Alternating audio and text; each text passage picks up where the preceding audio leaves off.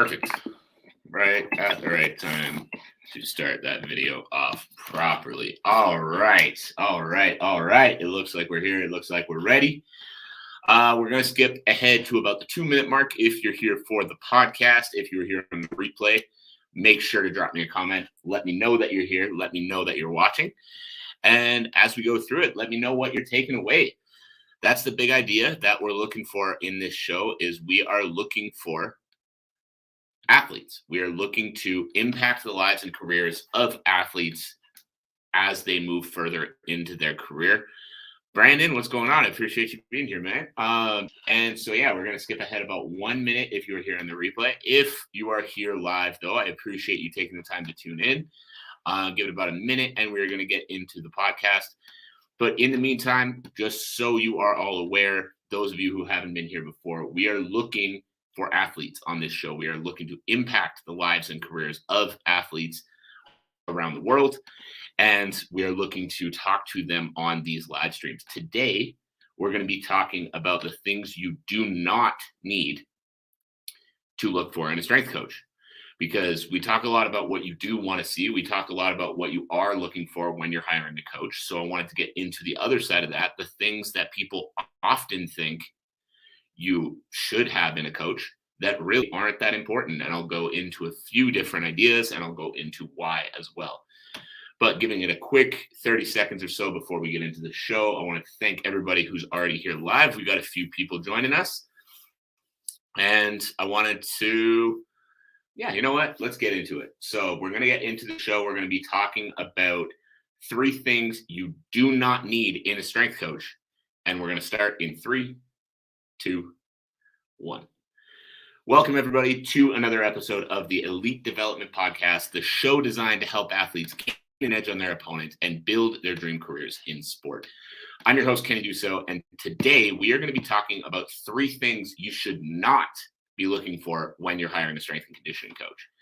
So the reason I wanted to bring this to you is because over the weekend, I was thinking a lot about the goals of this show. I was thinking a lot about, what I'm trying to get across with this show. I was thinking a lot about, who I'm trying to reach with this show and the topics that are going to best benefit that person. Now, we talk a lot about mindset. We talk a lot about things that I feel are very under talked about. That seems like awkward wording, but the things that don't get talked about as much in the world of high performance sport, because honestly, there's so much talk about the skills. There's so much talk about, the money, the fame, all of that stuff that we skip over what it really takes to get there. But one of the big things I realized that I haven't spoken on enough, in my opinion, is the myths to watch out for, because we talk a lot about the mindset. We talk a lot about, what it takes to get there, what it takes to build that career you're looking for. But what about the things to watch out for, the things you don't want? And so today, we're going to talk about the 3 things you do not want to look for when you're building your career in sport. Now, the first thing that you do not want to look for when you're building your career in sport is a laundry list of certifications from a strength coach. Because if you're talking to a strength coach and the only thing that they can bring to you is say, hey, look at this long list of certifications that I have, as much as that seems like a weird thing to say, you don't want your coach to be too qualified. The problem with a lot of these certifications is that you can get them in a weekend. So if you are working on building a career for yourself, if you're working on gaining the experience, gaining the knowledge, gaining all of these things that are going to serve you long term, Becky, thanks for being here. I appreciate you. Then what you don't want to look for is someone who just likes to sit in a classroom and learn. You want to look for the person who has the experience. Right. So what I mean when I say that, not that having certifications is bad. I want to make sure I make that clear. I'm not sitting here saying that you should only look for someone if they're not certified. But the issue with a lot of these certifications is that you can get them in a weekend, and you get them by sitting in a classroom, listening to someone speak, and then writing an open book exam. So if someone has a whole laundry list of these certifications and that's how they're trying to impress you, not that they're necessarily bad at what they do, but all that tells me is they're good at sitting and listening to somebody speak. That does not tell me that they know how to coach. That does not tell me that they understand communication. That doesn't tell me that they know how to take that knowledge they've learned and actually apply it to real people in the real world. Does that make sense? Because again, certifications are not a bad thing, but people get wrapped up in them. People go, oh, wow, look at these 10 to 15 certifications this person has. I should absolutely train with them. The person you're looking for, if you're truly trying to build a career for yourself, needs to be more than just someone who has money and a lot of spare time to sit in a room and listen to someone speak about training. What you need to be addressing and what you need to be assessing when you're speaking to this person is, do they know how to take the information they've learned in their do they know how to take the information they've learned in those certifications and apply it to the real world? So when you're speaking to a coach and they're trying to look at just all of their laundry list of certifications, instead of just getting wrapped up in that, start asking questions deeper into that. Oh, within these certifications, what kind of stuff did you learn? How is that stuff going to apply to me? How is what you're doing going to make me a better athlete? What am I going to be able to gain from you and take back into my sport to be successful as an athlete? Because if they can't answer those questions, then that's a problem. If their only answers for those questions are, well, I have a lot of knowledge, so if I have a lot of knowledge, that means I can help you, probably turn and run, because that is not someone who can necessarily help you. That is just someone who is good at reading books. That is just someone who is good at sitting and listening to someone speak about training. That is not someone who knows how to take that information and apply it to the real world and apply it to you and help you be successful. Now, number 2, the second thing you want to make sure you are not looking for in a strength and conditioning coach, and this might sound a little bit biased because this does definitely apply to me, but you do not want to just look for someone who's huge and ripped and jacked. Because first off, building muscle and training for sport are two very, very different things. So again, it's not that someone being jacked is a bad thing. It's not that someone being jacked means that they're going to be a bad coach. But if all you're looking at is, wow, that guy's huge, or wow, that girl's shredded, and you say, that's going to help me train as an athlete, you're way off. Because again, being able to build muscle and understanding the science behind building muscle does not mean that this person is going to help you, is going to be able to help you train to be athletic. So again, this doesn't mean it's a bad thing, but you need to dig deeper. So if you're talking to this huge ripped coach and you're asking them questions about how they're going to help you actually achieve your goals as an athlete, how they're going to help you advance your career, and all they're talking about is lifting weights, all they're talking about is, all the bodybuilding stuff that they do and all of their training methods that they've used on themselves, that is a huge red flag. Because again, while yes, being strong is an important thing for athletes. Dustin, what's up? I appreciate you, man. While yes, being strong is an important thing for athletes, you want to make sure that you are strong if you're going to compete at a high level in sport. Being able to build muscle and being able to train as an athlete are two different things. So instead of just letting yourself get wrapped up in what this coach knows about bodybuilding, what this coach knows about lifting weights, about getting huge, start asking questions again about training for your specific sport. Start asking questions again about how that knowledge, how that understanding, how those competitions or whatever it is they've been doing, how they can take that and apply it to your specific situation. How they can take that and apply it to you being able to condition yourself to compete in the sport. For you to be able to condition yourself to compete for the duration that the sport requires of you. So one of the really important things with that, if you're talking to a coach and they're talking just about their lifting, they're talking about their strength training, they're talking about what they were able to do for themselves and how they got jacked, yeah, that is definitely a good thing that they have some training knowledge. I just see a comment come in from Ramil, no pecs, no sex. I mean, that's one way to look at it for sure, but there might be a little bit more to it.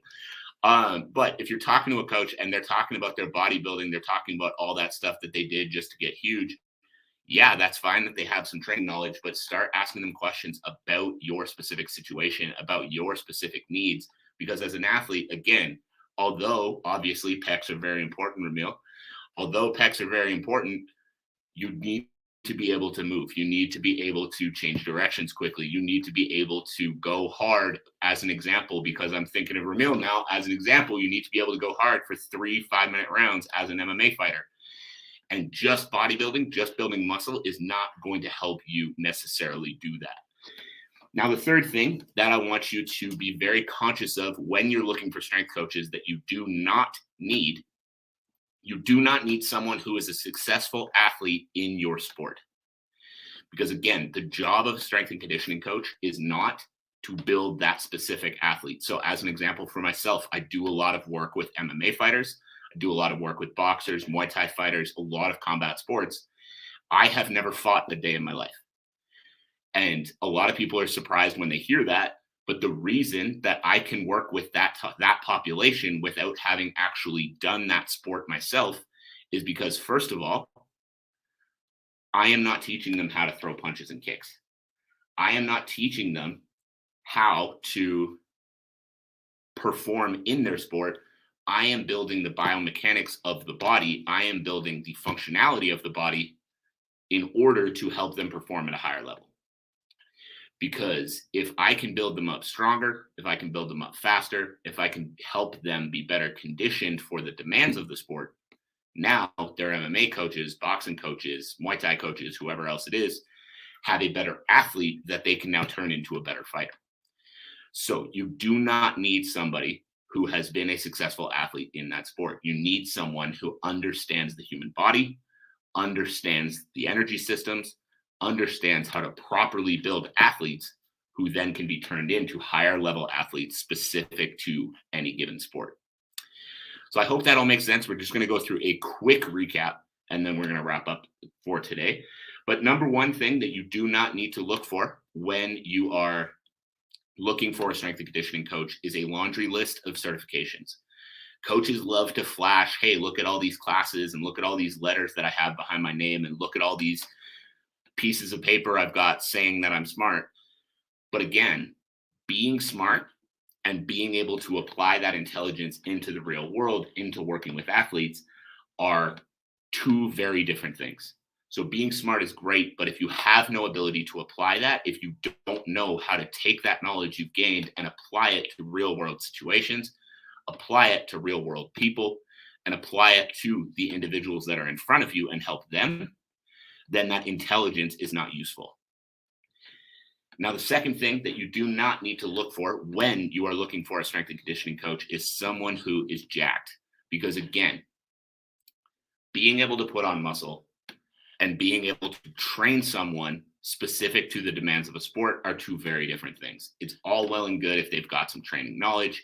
However, being able to train to get huge and being able to be trained to get fast, explosive, strong, and conditioned for the demands of a specific sport are two entirely different things. So don't get wrapped up in that. You need to be digging deeper and you need to be asking about their knowledge. Number three, and the final thing that we need to make sure we are not looking for when you are hiring a strength and conditioning coach is you're not looking specifically for someone who was a high-level athlete in that sport. Now, again, this does not mean that they won't be good, but someone having competed in MMA, as an example, does not mean they know how to train MMA fighters. They could have been a very skilled fighter that had very poor conditioning. They could have had decent conditioning, but just blindly listened to coaches over the years and not actually taken away and understood that what they do doesn't necessarily work for everyone. There are a lot of factors that go into it, and just being skilled in the sport is not the only one you need to look for. So again, I want to reiterate that none of these things that I mentioned here mean that a coach is going to be bad, but you need to dig deeper than just looking at those things. Don't sign up with the guy who used to fight just because he used to fight. Ask him questions about how he coaches. Ask him questions about how the stuff he's going to do with you apply directly to you. Ask him questions about his coaching philosophy or her coaching philosophy, because that might not line up with you. They might be a very good coach, but the way they coach might not work well with you as an athlete, and you need to dig deeper into that. The same thing, don't get swept up in the fact that someone has a long list of certifications that they can throw in your face.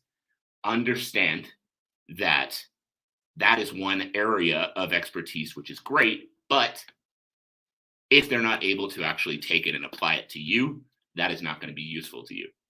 And finally, understand that just because someone is huge and can barely fit through the front door of the gym, that does not mean that they know how to train athletes.